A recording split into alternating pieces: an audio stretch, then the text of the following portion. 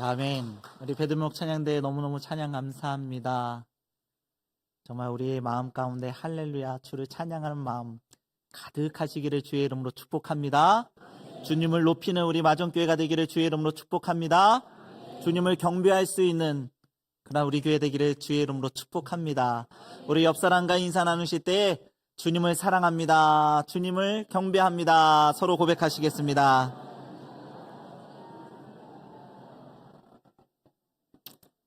네. 어느 식당에 한 가족이 둘러앉아서 식사를 하고 있는데요. 가족이 서로 얼굴을 쳐다보지를 않더랍니다. 그래서 각자 자기 스마트폰만 계속 열심히 보고 있는 거예요. 그런데 가만히 보니까 이 아빠가 아들에게 카톡을 보내고 있더랍니다. 아들아, 앞에 있는 돈가스 좀 먹어보렴. 그러니까 곧 있다가 아들한테 답장이 오더라는 거죠. 네, 아빠도 앞에 있는 냉면 불기 전에 드세요. 예. 웃음이 나는 얘기지만 한편으로는 씁쓸한 우리 시대의 그러한 모습들을 풍자한 그런 이야기 같습니다. 같은 공간에 있는데도요, 소통이 잘 되지가 않습니다. 소통이 잘 되지가 않으면 우리는 남보다 못한 그런 단절된 사이가 되고 마는 겁니다. 그런데 오늘 본문에는 자의가 아닌 타의에 의해서 이 단절의 고통을 뼈저리게 겪으며 살았던 한 사람이 등장을 합니다. 바로 예수님을 찾아온 나병 환자이죠. 여러분, 나병이 어떤 병입니까? 단순히 피부가 썩어 들어가는 그런 고통스러운 질병을 넘어서 그 시대에 죄의 상징이자 저주의 대명사로 여겨졌던 그런 병이었습니다. 굳이 본인이 죄인이라 하지 않아도 그 병색이 딱 보이는 순간 이미 그 공동체 안에서는 큰 죄인이고 큰 벌을 받은 사람이고 공동체 안에서 지워져야만 했던 그러한 사람이었다는 거죠. 레위기 13장 45절로부터 46절에 보니까 나병 환자는 옷을 찢고 머리를 풀며 윈 입술을 가리고 외치기를 부정하다 부정하다 할 것이요 병이 있는 날 동안은 늘 부정할 것이라. 그가 부정한즉 혼자 살되 진영 밖에서 살지니라. 이 구절이 의미하는 바가 뭡니까? 나병은 하늘이 내린 병, 천형이라고 그렇게 믿어졌다는 거예요. 그래서 이들은 무조건 격리되어야만 했습니다. 진영 밖으로, 사람들이 없는 진영 밖으로, 다시 말해 사람의 온기가 닿지 않는 그런 광야로 쫓겨나야만 했던 그런 병이었다는 거예요. 사람들이 없는 그곳에 혼자 살되 가족들을 만나서도 안 되는 거고요. 친구들을 만나서도 안 되는 겁니다. 그 어떤 사람과도 접촉할 수 없는 그런 삶을 살아야 했다는 것이죠. 게다가 혹시라도 누군가가 무심코 다가오기라도 하면 환자는 스스로 입술을 가리고 비참하게 외쳐야 되는 겁니다. 나는 부정합니다. 나는 부정한 사람입니다. 나는 더러운 사람입니다. 나는 죄인입니다. 그러니 가까이 오지 마십시오. 나를 피해 가십시오. 병에 걸린 것도 서러운데 자기 입으로 자기 존재를 부정하면서 다른 사람들을 밀어내야만 했던 병이 바로 나병이라고 하는 병이었다는 거죠. 나병은 육체의 병 이전에 인간들이 맺어온 그 모든 관계를 단칼에 베어버리는 철저한 고립이자 또 모든 사람들에게 버림받는 아주 무시무시한 단절을 의미하는 그런 병이라고 말할 수 있다는 겁니다. 그런데 오늘 본문에 도저히 일어날래야 일어날 수 없는 일이 일어납니다. 그 절망적인 나병에 걸린 그 환자가 감히 예수님을 찾아왔다는 거죠. 감히 사람들이 있는 곳으로 나아왔다는 거예요. 그런 그 나병 환자를 주님께서는 외면하지 아니하시고 그를 깨끗하게 고쳐 주십니다. 이런 스토리를 가지고 있기 때문에 우리는 보통 이 본문을 치유의 관점으로 보게 됩니다. 그리고 치유의 말씀으로 선포하곤 하죠. 간절히 믿고 나아가면 어떠한 상황 가운데든지 주님께서 우리를 불쌍히 여겨주시고 우리를 고쳐주신다. 여러분, 이 말씀 믿으십니까? 아멘. 네, 진리입니다. 하지만 오늘 저는 조금 다른 각도로 이 말씀을, 이 사건을 좀 바라보려고 합니다. 바로 소통의 관점입니다. 소통의 관점. 여러분 생각해 보세요. 치유라고 하는 이 기적은요, 결국 예수님과 나병 환자가 서로 만나서 서로 소통되었기 때문에 일어난 결과 아닙니까?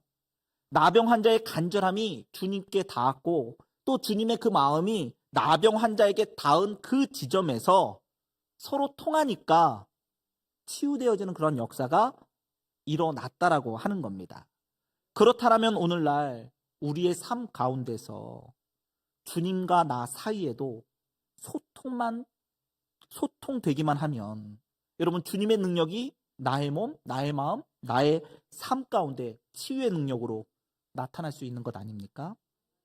그래서 오늘 본문을 소통의 관점으로 과연 우리가 어떤 자세와 어떤 태도로 하나님 앞에 나아갈 때에 주님 앞에 나아갈 때에 이 소통이 잘 이루어질 수 있겠는가? 또 우리 서로가 어떠한 자세와 태도를 가질 때에 서로 소통하며 좋은 모습으로 행복한 모습으로 이 땅을 살아갈 수 있겠는가? 이것에 대해서 함께 이야기를 나눠보고자 합니다. 여러분 소통이 뭡니까? 막힘이 없이 서로 통하는 그것을 말합니다. 오해의 담벼락이 무너지고 서로 마음과 마음이 물 흐르듯 오갈 수 있는 것. 이것이 소통이죠.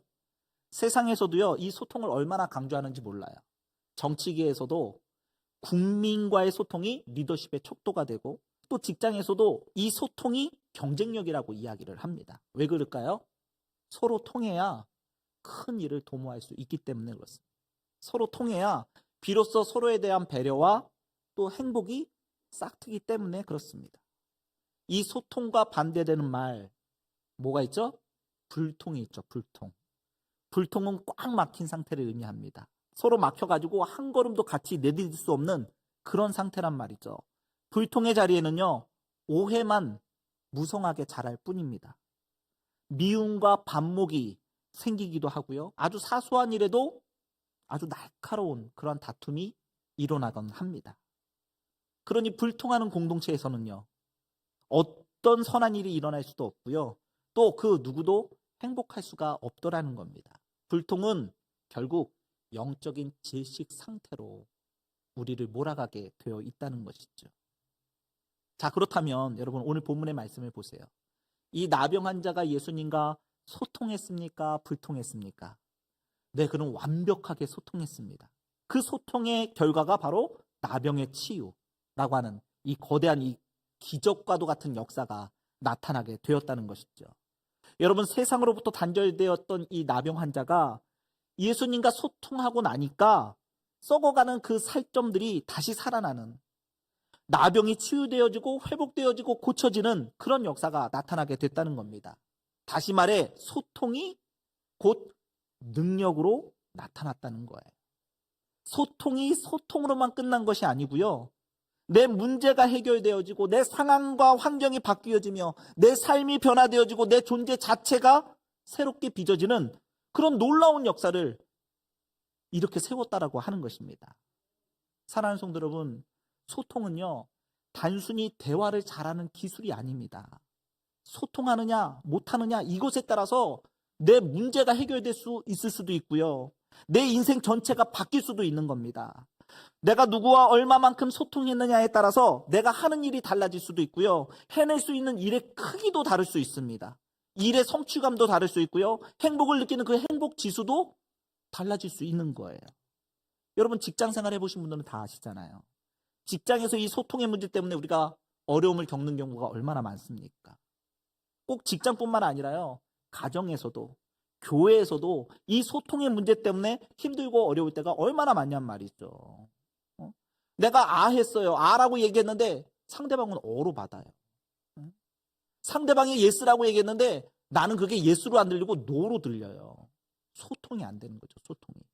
서로 소통만 되어지면 이 쉽게 해결될 수 있는 문제들도 소통이 되지 않으니까 자꾸 어려움을 겪을 수밖에 없더라는 거예요. 소통이 되지 않으면 함께 일하는 것이 너무너무 어렵게 됩니다. 그래서 이 소통이라고 하는 것이 우리 가정에서 또 직장에서 사회에서 또 교회 공동체에 너무너무 중요하다는 거죠.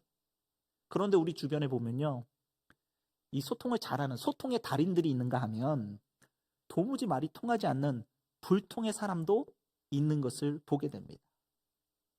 저와 여러분은 스스로 볼 때 어떠세요? 자기 스스로를 평가해 볼 때 나는 소통의 사람이다, 혹은 나는 불통의 사람이다. 한번 스스로 한번 잘 돌아보세요. 오늘 본문은 예수님과 나병 환자 사이에 어떻게 그 뜨거운 소통이 일어났는지 그 이유에 대해서 우리에게 아주 생생하게 보여줍니다. 이 말씀을 통해서 우리가 가져야 할 소통의 자세 함께 배우기를 간절히 소망합니다. 두 번에 걸쳐서 제가 이 같은 본문으로 여러분에게 말씀을 전할 텐데요.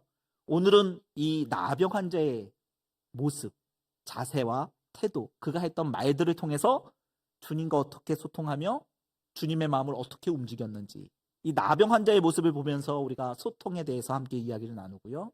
다음 주에는 이 나병 환자를 대하는 예수님의 모습을 가지고 소통의 자세, 소통의 태도를 우리가 함께 좀 살펴보도록 하겠습니다. 먼저 오늘은 이 나병 환자가 예수님께 나아갔을 때 보여준 그 소통의 첫 번째 모습이 뭐냐? 첫 번째 그 자세가 40절에 있습니다. 40절. 한 나병 환자가 예수께 와서 꿇어 엎드려 간구하여 이르되. 꿇어 엎드렸대요. 여러분, 여기 꿇어 엎드렸다고 하는 것은 자세를 낮췄다라는 것 아닙니까? 꿇어 엎드렸다고 하는 것은 복종의 자세이기도 하고요, 경배의 자세이기도 합니다. 또 나는 부족한 사람입니다, 나는 연약한 사람입니다, 나는 죄인입니다 라고 하는 그런 자세이기도 하고요, 더 배우겠다라고 하는 그런 겸손한 자세이기도 합니다. 여러분, 이런 자세 싫어할 사람이 누가 있겠습니까? 누가 겸손하게 나에게 나올 때 그런 사람, 겸손한 사람 싫어할 사람이 누가 있겠어요? 그런데 여러분, 소통의 능력이 없는 사람을 한번 생각해 보십시오. 소통의 능력이 없는 사람은요, 항상 고개가 빳빳합니다. 그리고 교만하고요, 항상 자랑하려 듭니다. 내 생각이 어떤지 내 생각을 다른 사람에게 항상 보이려고 하고요. 이런 분들이 이런 소통의 능력이 없는 사람들의 대표적인 특징이라고 하는 것이죠. 여러분, 소통의 능력이라고 하는 것은요, 내가 말하고자 하는 것을 어떻게 하면 잘 전달할 수 있을까? 이걸 먼저 따져 묻는 게 아닙니다. 소통에 있어서 우리가 가장 먼저 알아야 할 것은 내가 알고 있는 어떤 내용을 잘 전달하기 이전에 내가 그 사람에 대한 나의 태도가, 나의 자세가 훨씬 더 중요하다는 겁니다. 여러분, 소통의 능력이 있는 사람들의 자세는요, 항상 엎드립니다. 겸손해요. 자세를 낮추는 모습을 보이게 됩니다. 자기보다 높은 사람뿐만 아니라 자기보다 낮은 사람들에게까지도 겸손하게 다가서는 사람. 다른 사람들의 생각을 무시하지 않고 존중해주며 끝까지 들어줄 수 있는 자세와 태도를 갖춘 사람이 소통의 능력이 있는 사람이라는 거예요. 우린 그런 사람과 대화하기를 좋아하고요, 그런 사람들과 함께 하기를 원하지요. 반대로 고개 빳빳이 다른 사람 말에 전혀 귀 기울이지 않으면서 고압적인 자세로 상대를 무시하는 그런 사람과는 결코 마음을 나누고 싶지 않습니다. 그런 사람들과는 함께하고 싶지 않아요. 그런 자세로는 그 누구와도 소통할 수가 없다라는 거예요. 오늘 이 본문에서 이 나병 환자, 주님 앞에 제일 먼저 나와서 하는 게 뭐였어요? 꿇어 엎드렸다는 거예요. 겸손한 모습으로 낮아지는 그 자세를 가질 때에 비로소 불통을 넘어 소통의 역사가 나타나게 되는 줄 믿습니다. 우리가 자세를 높이는 순간부터 다른 사람들과의 소통이 단절되어 버린다는 것, 여러분들 이거 늘 기억하시고, 이 귀한 엎드림의 자세, 낮아지는 겸손의 자세를 하나님 앞에서 또 사람들 앞에서 잘 갖추어 갈 수 있는 저와 여러분들이 되시기를 주의 이름으로 축복합니다. 나병 환자의 두 번째 자세는요, 그의 고백 속에 담겨 있습니다. 그가 한 말, 계속해서 40절에 보시면 한 나병 환자가 예수께 와서 꿇어 엎드려 간구하여 이르되 원하시면이라는 표현을 써요. 원하시면, 주님 원하시면, 당신이 원하시면, 이 한마디가 너무나도 위대하다는 거예요. 여러분, 소통의 능력이 있는 사람들은요, 상대방의 뜻을, 상대방의 의중을 먼저 구할 줄을 압니다. 내가 무엇을 원하는지 먼저 이야기하지 않고요, 당신이 원하시면 먼저 상대방의 의중이 뭔지 그걸 먼저 살펴보려고 하는 그런 자세와 태도를 갖추고 있는 것을 보게 된다는 거죠. 여러분, 소통의 능력이 없는 불통의 사람은요, 자기 말만 하려고 듭니다. 다짜고짜 자기 말만 해요. 다른 사람들의 말을 끝까지 듣질 않아요. 중간중간 말을 막 잘라 먹습니다. 중간중간 자기 말이 계속 튀어나와요. 게다가 심하게 우깁니다. 자기만 옳다는 거예요. 자기 생각만 맞다는 거예요. 네가 하는 말 그거 아니야. 그러면서 계속 자기 말만 하는 거예요. 이런 사람이 소통의 능력이 없는 사람이라는 것이죠. 여러분, 오늘 본문에 나병 환자를 보십시오. 이 사람의 상황을 한번 생각해 보세요. 얼마나 간절하게, 다급하게 자신의 육신의 이 문제를 해결받고 싶었겠습니까? 누구라도 그런 상황에 처하고 있다면, 그리고 자신의 병을 고쳐줄 수 있는 그러한 주님을 만났다라고 한다면, 주님, 제 병 좀 빨리 고쳐주세요. 저 너무 힘들어요. 제가 이 병 때문에 얼마나 고생해 왔는데, 제가 지금껏 얼마나 억울했는데, 얼마나 오랫동안 내가 가족도 보지 못하고 친구도 만나지 못하고 사람들한테 죄인 취급받으면서 세상으로부터 격리되어서 얼마나 많은 마음고생을 했으며 얼마나 많은 아픔을 경험했는지 주님 아시잖아요. 빨리 좀 고쳐주세요. 나 좀 고쳐주세요. 무조건 좀 고쳐주세요. 아마 다짜고짜 이랬을 거란 말이죠. 그런데 이 나병 환자는요, 주님 앞에서 뭐라고 얘기했다고요? 주여 원하시면, 주님 당신이 원하시면, 이런 말을 썼다는 거예요. 여러분, 우리에게 소통의 능력이 있길 바라신다면요, 우리가 먼저 상대방이 무엇을 원하는지 상대방의 뜻을 먼저 구할 줄 아는 그런 사람이 되어야 할 줄로 믿습니다. 여러분, 예수님의 뜻은요, 하나님의 뜻은요, 때로 내가 생각하는 것과 정반대일 수도 있습니다. 내가 간절히 원하고 바라는 것들이 하나님의 뜻에 합당하지 않을 수도 있다고요. 나는 내 아픔, 내 고통, 내 병 낫기를 간절히 구하고 있지만 그것이 빨리 해결되어지는 것이 그것이 하나님의 뜻이 아닐 수도 있다는 거예요. 성경의 대표적인 예가 뭡니까? 사도 바울을 들 수 있겠죠. 고린도후서 12장에 보면 사도 바울도요, 자신의 육체에 가시가 있다라고 고백합니다. 그리고 이 육체의 가시를 벗기 위해서 3번이나 목숨 걸고 간절히 기도했다라고 이야기하거든요. 그런데 주님이 들어주시질 않으셨어요. 사도 바울인데, 주님을 위해서 그토록 귀한 일들을 감당했던 사람인데 예수님이 사도 바울의 병을 고쳐주지 않으셨다고요. 그러면서 주님이 대답하시기를 고린도후서 12장 9절에 보니까 나에게 이르시기를 내 은혜가 내게 족하도다. 이는 내 능력이 약한 데서 온전하여 짐이라 하신지라. 이게 사도 바울의 고백이었다. 사도 바울이 받은 주님의 음성이었다고요. 때론 하나님이 안 들어주실 수도 있어요. 하나님의 뜻은 그게 아닐 수도 있어요. 사도 바울, 너 교만해지면 안 된다.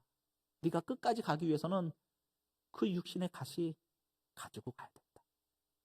네가 끝까지 나와 관계 맺고 기도하면서 너 자신을 돌아보면서 주변을 돌아보려면 그 육신의 가시가 너에게는 족하도다. 이렇게 말씀하셨다는 거예요. 여러분, 기도에도요, 소통의 기도가 있고요, 불통의 기도가 있습니다. 여러분, 여러분들이 기도하면 소통이 되시나요? 잘 되세요?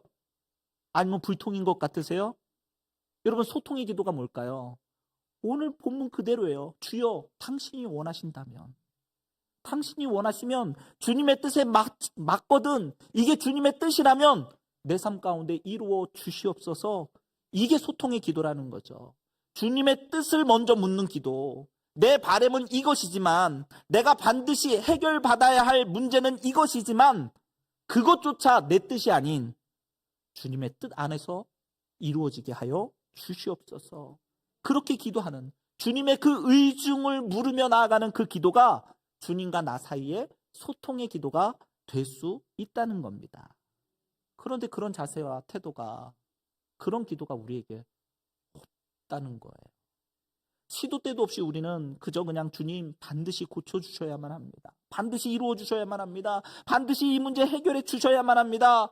하나님의 뜻과 목적은 전혀 생각하지 않아요. 그저 빨리 이 고통이 지나갔으면, 이 질병이 빨리 해결됐으면, 이 문제가 빨리 그냥 해결해 달라고. 여러분, 마음은 이해가 되지만, 여러분들 마음은 이해가 되지만 그 기도를 살짝만 바꾸시면 살짝만 돌아보시면 여러분도 얼마든지 하나님 앞에 소통의 기도 할 수 있거든요. 그냥 무작정 내가 원하는 대로 기도하는 건요, 그건 불통의 기도가 될 가능성이 훨씬 더 높은 거란 말이에요. 오늘 이 말씀 가운데 여러분 조금만 바꾸셨으면 좋겠어요. 여러분 예수님의 겟세마네 기도를 한번 생각해 보십시오. 예수님조차도요, 자기의 바람을 이 잔을 피하게 하여 주옵소서 간절히 기도하시다가 결국 마지막에 가서는 내 뜻대로 하지 마옵시고 아버지의 뜻대로 하옵소서. 아버지의 뜻이 이루어지기를 원합니다. 이렇게 기도하시더라는 거예요. 이미 예수님도요, 하나님 아버지와 소통할 수 있는 기도의 그 표본을, 소통의 그 기도의 표본을 우리에게 보여주셨다는 거예요. 내 뜻 말고 아버지의 뜻과 내 뜻이 같다면 아버지의 뜻이 이루어지길 원합니다.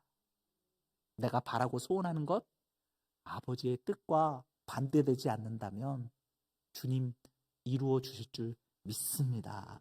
이렇게 나아가셔야 된다는 거죠. 사랑하는 성도 여러분, 하나님과 소통하기 위해서는요, 하나님의 뜻을 먼저 구할 줄 아는 그런 자세가 필요한 줄로 믿습니다. 그래서 성경에 보면 마태복음 6장 33절에 너희는 먼저 그의 나라와 그의 의를 구하라. 먼저래요. 먼저. 우리가 기도할 때 먼저 하나님의 나라와 그의 뜻을 먼저 구해야 된다는 거예요. 여러분 이 말씀이 괜히 있는 게 아니에요. 하늘의 뜻을 먼저 구하는 것, 하나님의 의중을 먼저 묻는 것이 하나님과의 소통의 자세, 소통의 비결, 소통의 기도가 된다라고 하는 겁니다. 영적인 그런 소통뿐만 아니라 우리의 삶 속에서도요, 사람과 사람 사이에서의 소통도 마찬가지예요. 사람의 의중을 알아야, 그 사람의 뜻을 알아야 우리가 소통을 더 잘할 수 있죠.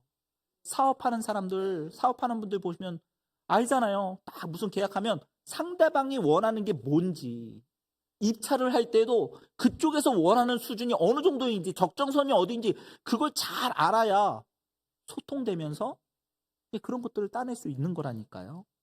가정 안에서도 마찬가지입니다. 여러분 가정 안에 소통이 잘 이루어지고 계십니까? 여러분 자녀들과 소통이 잘 되세요? 아니 여러분 함께 오래 살아온 여러분들의 짝꿍, 여러분들의 남편, 아내, 이분들과 좀 소통이 잘 이루어지십니까? 여러분 부부 생활에 갈등의 85%가 소통의 문제랍니다.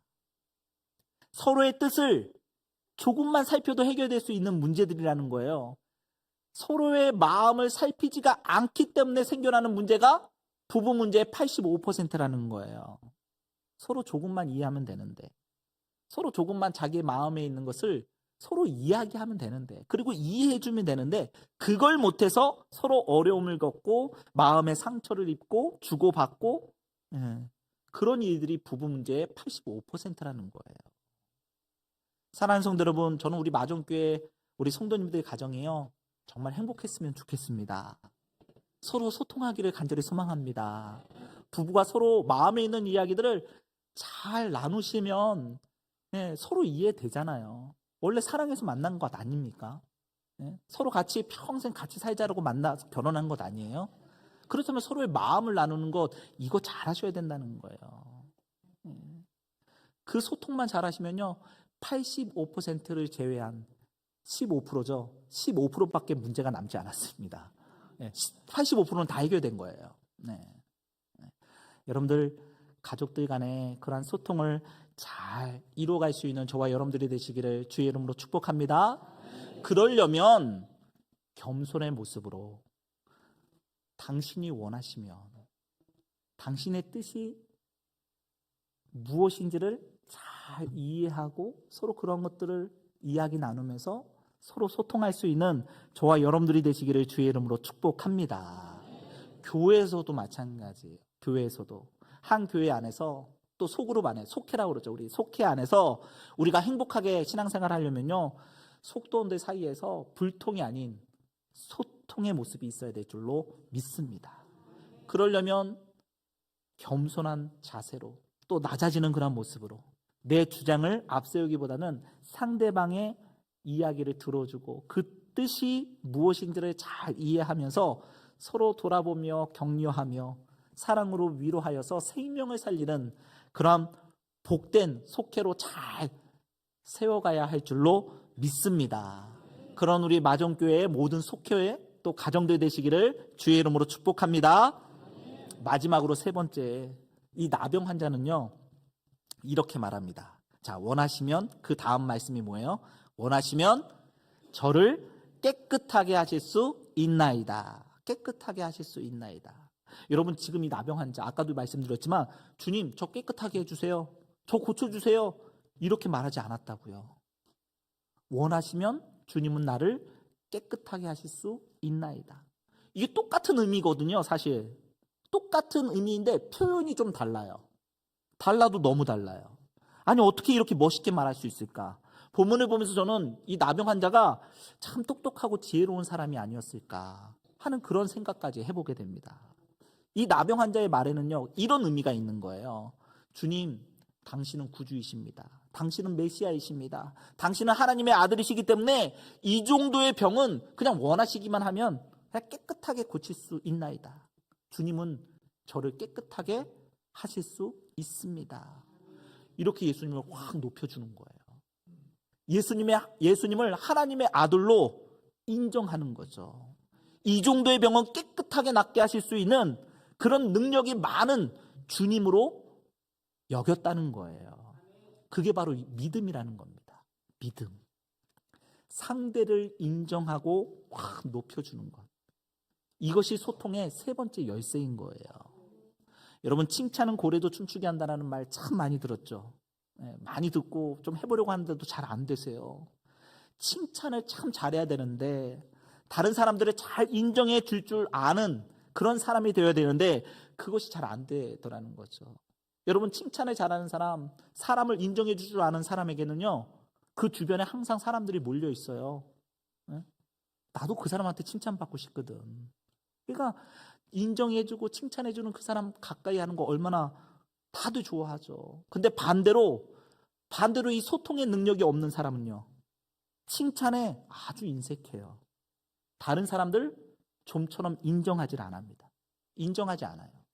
누가 좀 잘한 것을 보면은요 다 같이 그냥 막 저 사람 참 잘했어 이렇게 얘기하는데 그 사이에서 에이 뭐 저 정도 가지고 좀 더 지켜봐야지, 뭐 한 번 잘했다고 뭐 다 되나? 뭐 저 정도는 누구나 하는 거 아니야? 이러면서 그 잘한 것을 깎아내리더라는 거죠. 여러분, 이런 사람은요 불통의 사람이에요. 통하지가 않아요. 여러분, 이런 불통의 사람이 아니라 남을 칭찬해 줄 줄 아는, 남들을 인정하고 세워줄 줄 아는 소통의 사람들 되시기를 주의 이름으로 축복합니다. 특별히 여러분, 칭찬이라고 하는 것은요 꼭 윗사람이 아랫사람한테 할 수 있는 것이 아닙니다. 정말 듣기 좋은 칭찬은요 아랫사람이 윗사람을 진심으로 칭찬할 때 그게 진짜 찐인 거예요. 여러분도 아시잖아요. 직장생활 하다 보면 상사에 대해서 보통 대부분 그 상사 참 어려워, 힘들어, 뭐 그런 상사가 다 있지, 막 보통 그러거든요. 그런데 우리 상사는 정말 좋은 사람인 것 같아. 성품도 좋고 능력도 있고 사람들 잘 아우르고, 이런 얘기 들으면 아랫사람이 윗사람을 그렇게 칭찬하면요 이건 진짜 찐인 거예요. 이건 진짜 그 사람, 그 상사 정말 좋은 사람인가 보다, 이런 생각이 든단 말이죠. 지금 이 나병 환자가요 예수님을 그렇게 높여드리고 있는 거예요. 예수님은 저를 고치실 수 있는 분입니다. 예수님 정말 대단하신 분이십니다. 예수님은 원하시기만 하면 불가능한 일도, 불치의 병도 다 낫게 하고 다 고쳐지는 그러한 역사가 나타날 줄 믿습니다. 그렇게 칭찬하고 있는 거예요. 여러분, 이 말을 들은 예수님의 마음이 어떨까요? 예수님 막 가슴 벅차지 않겠어요? 지금까지 귀신만 알아봤잖아요. 귀신만 하나님의 아들이라고, 날 멸하러 왔냐고 이런 얘기 했잖아요. 근데 어느 날 갑자기 나병 환자가 와가지고 예수님 나의 구주십니다. 예수님이 원하시기만 하면 나를 깨끗게 하실 수 있는 그런 위대한 분이십니다. 이렇게 얘기하고 있는데 예수님의 마음이 어떠셨겠냐고요. 나병 환자의 이런 인정과 칭찬이, 또 믿음의 언어들이 곧 우리 예수님의 마음을 흡족하게 하고 그 마음과 마음이 다 맞닿으면서 소통의 역사가 일어나게 됐다는 것이죠. 그 소통의 역사가 이 소통의 역사로 말미암아 치유의 역사가 나타나게 된 줄로 믿습니다. 사랑하는 성도 여러분, 우리가 주님과 소통할 때도 우리의 믿음의 분량만큼, 우리가 하나님을 어떻게 고백하고 또 얼마만큼 인정하느냐에 따라서, 하나님이 이런 분이십니다, 내가 어떻게 고백하느냐에 따라서 하나님의 기름 부음이 달라지게 될 줄로 믿습니다. 여러분, 가정에 있어서 또 교회 공동체에 있어서 나보다 남을 더 나은 사람으로 여기고 상대방을 인정해주고 칭찬해주고 높여줄 때에 우리에게 소통의 역사가, 그 소통의 능력이, 소통의 그러한 치유의 역사가 우리에게 일어나게 될 줄로 믿습니다.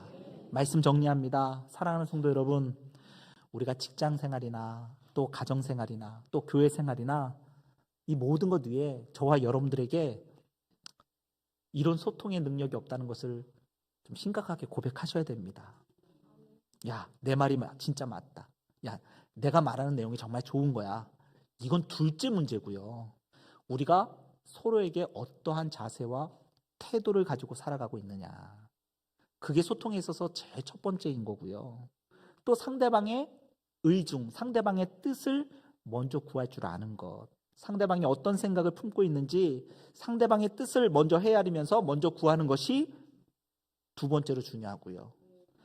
또 상대방을 인정해주고 칭찬해주고 높이 세워주는 것, 이런 것들이 소통에 있어서 매우 중요하다는 사실, 우리가 오늘 이 나병 환자를 통해서 배웠잖아요.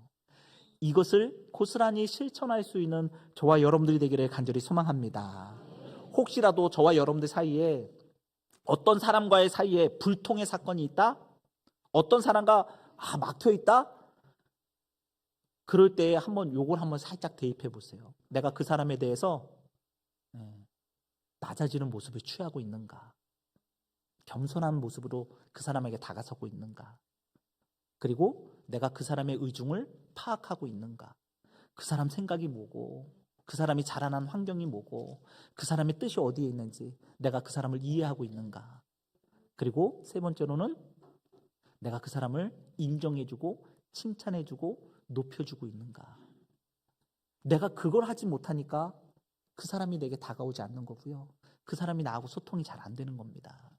그런 의미에서 저와 여러분들이 이 세 가지 소통의 모습을 잘 붙드시고 하나둘씩 갖춰가면서 우리 모두가 함께 소통하며 가정 안에서 또 직장 안에서 교회 안에서 늘 서로의 마음을 나누며 함께하며 또 함께 배려하며 행복을 꿈꾸며 나아가는 저와 여러분들 되시기를, 우리 마전의 모든 가족들 되시기를 주의 이름으로 축복합니다. 기도하겠습니다. 사랑과 은혜가 충만하신 하나님, 오늘 나병 환자의 모습을 통해 우리가 가져야 할 참된 소통의 자세를 깨닫게 하시니 감사합니다. 우리가 세상 속에서 고개 빳빳이 들고 내 주장만 내세웠던 그런 불통의 사람임을 회개하오니 주님 앞에 겸손히 엎드렸던 그 나병 환자의 마음을 우리에게도 허락하여 주시옵소서. 내 뜻을 관철시키려고 하는 기도가 아니라 주님의 뜻을 묻는, 주님의 의중을 묻는 소통의 기도를 드리게 하시고, 또 우리 서로가 서로를 인정하며 높여주며 칭찬의 말을 할 수 있도록 주님 역사하여 주시옵소서. 그리하여서 우리의 가정과 또 교회와 삶의 터전이 막힘없이 소통되어지는 그 안에 치유의 역사가 있게 하시고 회복의 능력이 있게 하시고 참된 행복의 축복이 있게 더하여 주시옵소서. 예수 그리스도의 이름으로 기도드리옵나이다. 아멘.